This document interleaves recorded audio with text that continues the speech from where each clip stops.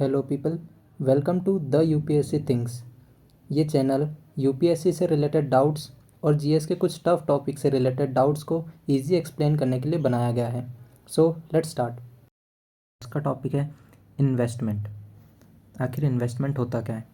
तो इन्वेस्टमेंट की अगर डेफिनेशन देखें तो इन्वेस्टमेंट होता है द फाइनल आउटपुट, यानी कि final output in terms of capital goods. ठीक है, इसे को कहते हैं ग्रॉस इन्वेस्टमेंट। इसका मतलब क्या हुआ? इसका मतलब ये हुआ कि एक एंटरप्राइज है, लास्ट लेक्चर में देखा था दो प्रकार के गुड्स बनाती, कंज्यूमर और कैपिटल। अगर एक हाइपोथेटिकल सिचुएशन लेके कंट्री में एकमात्र ये इंटरप्राइज है, ठीक है, जो कि कंज्यूमर गुड्स बना रही है, कैपिटल गुड्स बना रही है। ठीक है, कंज्यूमर गुड्स मान लीजिए 700 के और कैपिटल गुड्स 300 के। तो अगर उस कंट्री की मेरे को जीडीपी कैलकुलेट करना है तो मैं क्या करूँगा, टोटल प्रोडक्शन कितना हुआ, यानी 700 + 300 ₹1000 जीडीपी। लेकिन अगर मुझे कैलकुलेट करना है कि वहाँ पे ग्रॉस इन्वेस्टमेंट कितना हुआ, तो मैं देखूँगा वहाँ पे कैपिटल गुड्स कितने बने। तो इन्वेस्टमेंट कितना हो जाएगा, ग्रॉस इन्वेस्टमेंट 300। यानी कि ग्रॉस इन्वेस्टमेंट वो होता है कि टोटल कैपिटल गुड्स कितने बने कंट्री के अंदर। ठीक है, क्योंकि यही कैपिटल गुड्स या तो मशीन होंगे या कुछ स्पेयर पार्ट्स होंगे और ये आगे प्रोडक्शन में काम आएंगे। ठीक है, तो इसे एज अ इन्वेस्टमेंट माना जाता है। ठीक है, सो कैपिटल गुड्स, ठीक है, produced as final outputs is called gross investment. ठीक है, अब ग्रॉस इन्वेस्टमेंट होता है तो फिर नेट इन्वेस्टमेंट भी होता होगा।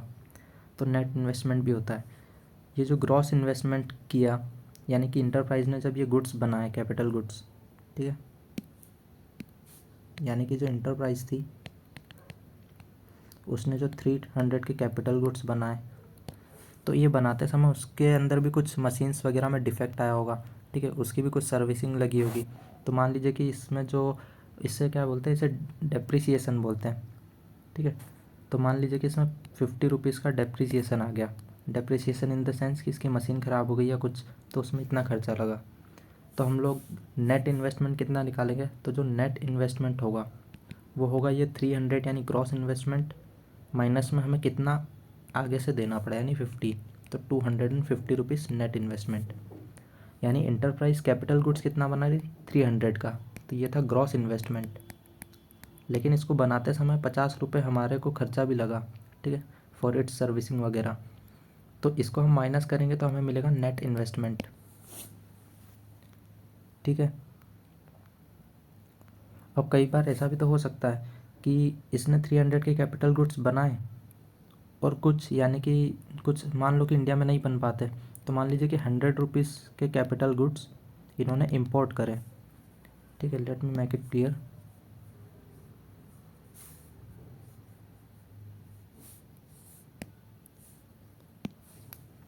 अभी हमने देखा कि ग्रॉस इन्वेस्टमेंट क्या होता है, टोटल कैपिटल गुड्स प्रोड्यूस्ड, ठीक है, in a country in given time.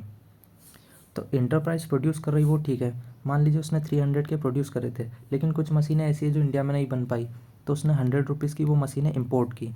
तो हम कहेंगे कि ग्रॉस इन्वेस्टमेंट फिर कंट्री का कितना हो गया, क्योंकि ये जो 100 रुपीज़ का इम्पोर्ट हुआ ये भी तो हमारी प्रोडक्शन प्रोसेस में ही काम आएगा।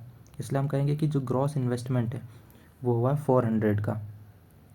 ठीक है, और एक चीज़ और होती है, वो होती है इन्वेस्टमेंट परसेंटेज। इन्वेस्टमेंट परसेंटेज क्या होता है, तो वो होता है कि टोटल जो जीडीपी है उसका कितना परसेंट, यानी हाउ मच परसेंट इन्वेस्टमेंट हुआ। यानी कि हमारे एग्जांपल में जीडीपी कितनी थी कंट्री की, 1000। ठीक है, क्योंकि हमारी कंट्री के अंदर जो गुड्स बने वो तो सिर्फ 1000 के बने। ठीक है, और पहले एग्जांपल में कैपिटल गुड्स कितना था, 300 रुपीज़। तो इन्वेस्टमेंट परसेंटेज कितना हो गया, 30%। ठीक है, यानी जीडीपी का कितना परसेंट है। लेकिन सेकंड एग्जांपल में जब हमने 100 रुपीज़ के गुड्स इंपोर्ट करे तो टोटल ग्रॉस इन्वेस्टमेंट 400, यानी कि इन्वेस्टमेंट्स का जो परसेंट है वो हो गया 40%। ठीक है, अब ऐसा भी हो सकता है कि हमने कुछ कैपिटल गुड्स बना के एक्सपोर्ट कर दिए, ठीक है, मान लीजिए 50 रुपये के गुड्स हमने एक्सपोर्ट कर दिए, तो टोटल अब हमारे पास ग्रॉस इन्वेस्टमेंट बच गया 350, क्योंकि वो जो 50 रुपये के गुड्स बने वो हमने एक्सपोर्ट किए, तो वो हमारी कंट्री में प्रोडक्शन में काम नहीं आएंगे, ठीक है। तो इस मामले में इन्वेस्टमेंट परसेंटेज कितना हो जाएगा, 35%, ठीक है।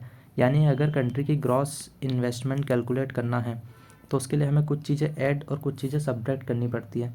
जैसे कि अगर ग्रॉस कैपिटल फॉर्मेशन का अगर हम फॉर्मूला देखें, ग्रॉस कैपिटल फॉर्मेशन, तो उस फॉर्मूले में हम लोग क्या लिखेंगे, तो हम लिखेंगे कि कितना फिक्स कैपिटल बना, यानी ग्रॉस फिक्स कैपिटल, यानी हमारी कंट्री में जो बना, ठीक है, gross fix capital formation plus net acquisition,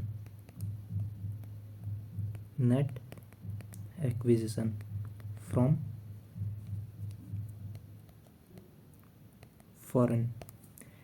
इसका मतलब क्या है, इसका मतलब है कि हमने कुछ कैपिटल गुड्स इंपोर्ट करे तो उसे जोड़ दो, ठीक है, क्योंकि वो हमारे ग्रॉस कैपिटल फॉर्मेशन में ऐड होंगे, और जो हमने यहाँ से एक्सपोर्ट कर दिए, भेज दिए, उन्हें माइनस कर दो, उसी को कहेंगे नेट एक्विजिशन, ठीक है। तो हमने कितना बनाया और नेट एक्विजिशन से हमारे पास कितना आया, उसे कहते हैं ग्रॉस कैपिटल फॉर्मेशन, ठीक है। अब एक चीज़ होती है, वो होती है the circular flow of economy, ठीक है।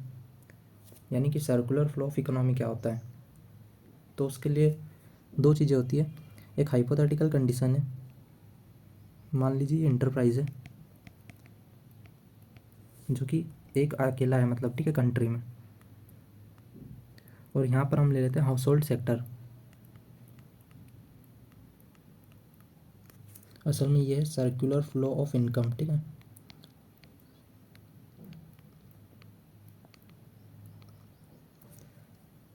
तो देखिए क्या होता है, हाउस होल्ड क्या करेगा, हाउस होल्ड अपनी सर्विसेज प्रोवाइड करेगा, ठीक है। जो हमने 4 फैक्टर सर्विसेज देखी थी, जैसे कि लैंड हो गया, लेबर हो गया, ठीक है, तो वो सारी जो फैक्टर सर्विसेज है वो हाउस होल्ड देगा, किसको, इंटरप्राइज को, ठीक है। उससे क्या होगा, उससे मान लीजिए इंटरप्राइज जो है कोई भी गुड्स बनाता है, ठीक है, जैसे कि ये कोई भी कंजप्शन गुड बना रहा, पिज़्ज़ा, ठीक है, तो मान लीजिए इसने 100 रुपीज़ के पिज़्ज़ा बनाए, ठीक है, यानी कि इन्होंने फैक्टर सर्विस दी, इंटरप्राइज में क्या बना, पिज़्ज़ा बना, ठीक है। अब ये एंटरप्राइज क्या देगा, एंटरप्राइज इनको देगा प्रॉफिट उसके एंटरप्रेन्योर को, रेंट जो भी वो नेचुरल रिसोर्सेस लैंड वगैरह यूज़ करे उस पर, इंटरेस्ट कैपिटल के ऊपर, और वेजेस। इन फॉर्म्स में एंटरप्राइज जो है वो हाउस होल्ड को पेमेंट करेगा, ठीक है। क्योंकि हाउस होल्ड कौन हो सकता है, हाउस होल्ड एंटरप्रेन्योर हो सकता है, ठीक है, हाउस होल्ड लेबर हो सकता है, हाउस होल्ड वो मकान मालिक हो सकता है जिसके लैंड पर ये इंटरप्राइज बनी है, ठीक है, यानी ऑनर ऑफ लैंड, या फिर ये कोई मनी लेंडर हो सकता है जिसने कैपिटल लैंड किया, ठीक है। तो इंटरप्राइज क्या करेगा, एंटरप्रेन्योर को अपना प्रॉफिट दे देगा, लेबर को वेज दे देगा, ओनर जो होगा उसे रेंट दे देगा, और जो मनी लेंडर होगा उसे इंटरेस्ट देगा, ठीक है। और कहाँ से देगा, इसी 100 रुपीज़ में से देगा, ठीक है। तो टोटल यहाँ पे जो 100 रुपीज़ की चीज़ें बनी वो सारी 100 रुपीज़ इन चीज़ों के फॉर्म में हाउस होल्ड को चली जाएगी। अब हाउस होल्ड क्या करेगा, इस पैसे को एक्सपेंड करेगा। तो अभी मैंने बताया हाइपोथेटिकल कंडीशन है कि इस कंट्री इंडिया में सिर्फ एक ही इंटरप्राइज है, ठीक है। तो ये लोग एक्सपेंडिचर क्या करेंगे, जो ये इंटरप्राइज बना रहा सिर्फ उसी को खरीदेंगे, यानी इन लोगों ने 100 रुपीज़ के बर्गर खरीदे, ठीक है। तो इस 100 रुपीज़ के बदले इंटरप्राइज ने इन लोग को क्या दिया, बर्गर दे दिए, ठीक है। तो इससे क्या हुआ, इससे एंड में रिजल्ट ये आया कि इन लोगों के पास 100 रुपीज़ के बर्गर है जो ये कंज्यूम कर चुके हैं, और यहाँ पे एंड में 100 रुपीज़ इंटरप्राइज के पास वापसी आ चुके हैं, जिससे फिर से ये पिज़्ज़ा बनाएगा, ठीक है। तो ये होती है एक सर्कुलर फ्लो ऑफ इनकम, ठीक है। इनकम हाउस होल्ड से इंटरप्राइज, इंटरप्राइज से हाउस होल्ड जाती रहती है, ठीक है। हालांकि ये एक हाइपोथेटिकल कंडीशन है। अब इसका एक सेकंड एग्जांपल ये देखते हैं। हाँ, पहली चीज़ ये कि इस कंडीशन में जो इकोनॉमी स्टैग्नेंट होगी, ऐसा क्यों, क्योंकि हमने देखा फर्स्ट ईयर अगर हम ले तो उसमें क्या हो रहा है, फाइनल एंड में, यानी ईयर के एंड में हो रहा है ये कि इंटरप्राइज ने जो बर्गर बनाए वो हाउस होल्ड कंज्यूम कर गया, और उसके बदले हाउस होल्ड ने 100 रुपीज़ इंटरप्राइज को दिए, ठीक है।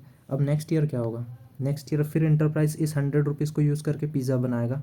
ठीक है, सॉरी यहाँ पर पिज़्ज़ा आना चाहिए था। ठीक है, सॉरी फॉर द मिस्टेक। ठीक है, तो पिज़्ज़ा अगले साल क्या होगा, फिर 100 रुपीज़ के पिज़्ज़ा बनेंगे। ईयर के एंड में फिर ये पिज़्ज़ा पूरा कंज्यूम हो जाएगा और 100 रुपीज़ वापसी आ जाएंगे। यानी हर साल जो प्रोडक्शन हो रहा है वो 100 का हो रहा है। तो इसलिए जो इकोनॉमी वो स्टैग्नेंट होगी। ठीक है, अब इसमें एक सेकंड केस है जिसमें होगा ये, फिर से हम लेंगे इंटरप्राइज, यहाँ पर हम लेंगे हाउस होल्ड। अब हाउस होल्ड डिसाइड करता है कि उसने जितनी इनकम कमाई थी यानी 100 रुपीज़, ठीक है, उसमें से वो 70 कंज्यूम करेंगे सिर्फ, बाकी की 30 जो है वो सेव करेंगे। ठीक है, तो वो जो हमारा चार्ट था, यानी कि फैक्टर सर्विसेज इन्होंने दी, उसके बदले एंटरप्राइज ने वेज, रेंट, इंटरेस्ट या प्रॉफिट दिया। ठीक है, हाउस होल्ड ने 100 रुपीज़ परचेज करने थे और 100 रुपीज़ के यहाँ से पिज़्ज़ा आने थे, यहाँ पे पिज़्ज़ा बने। ठीक है, लेकिन अभी क्या हो रहा है सेकंड केस में, इन्होंने बोला कि ये सिर्फ 70 स्पेंड करेंगे। यानी कि यहाँ पर एक चीज़ चेंज ये हो जाएगी कि अब जो पिज़्ज़ा है,